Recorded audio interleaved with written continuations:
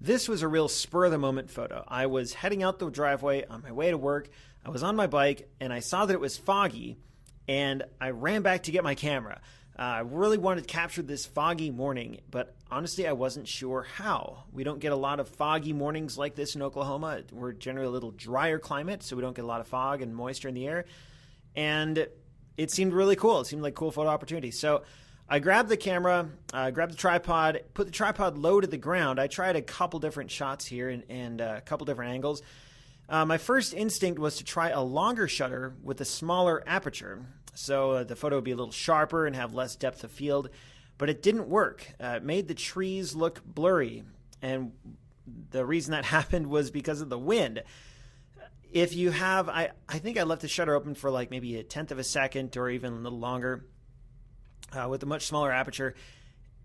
And in doing that, I realized afterwards that this big tree on the left, I don't know, maybe it's an oak tree. I don't know anything about trees, but I think this big tall tree on the left, there was just enough wind to blow the leaves around so that it looked blurry. And maybe you couldn't tell unless you got in kind of close, but I could tell just by looking at this, something wasn't right.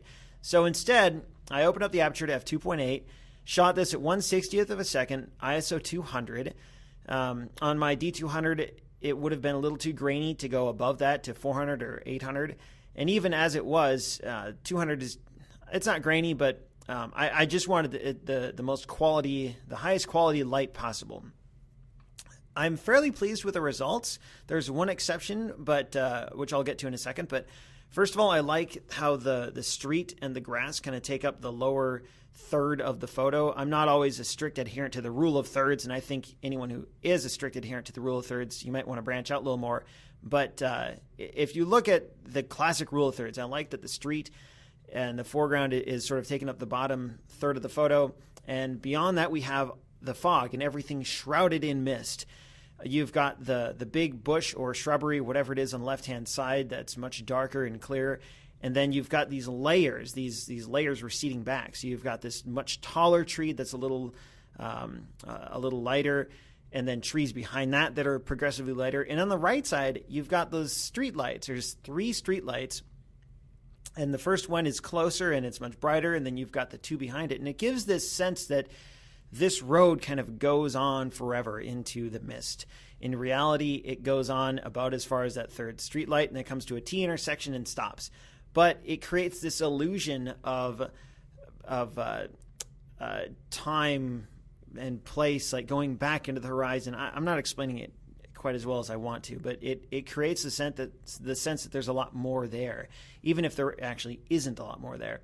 And that's one of the nice tricks that you can do with photography. You can create a sense of time and place that may or may not accurately represent reality, but maybe it's a cool image. So the one thing I don't like about this is the power lines. I don't like how the power lines are sort of bisecting the image along the horizontal, the top third. It'd be nice without it, but it wouldn't really be possible without those power lines on this 50mm lens. I could scoot forward down a couple driveways, but then I would lose out on having that big tree on the left-hand side. Although it's gone, they had to take it out. It was infested with some bugs or something. But even so, I don't like that the power lines are there, but I don't notice them too much. I notice the tree and the street lights first and the power line second. So if I could redo this photo, I might try and find a different vantage point, especially now that big tree is gone. But overall, I'm fairly happy with the results of getting a nice foggy morning captured on digital film.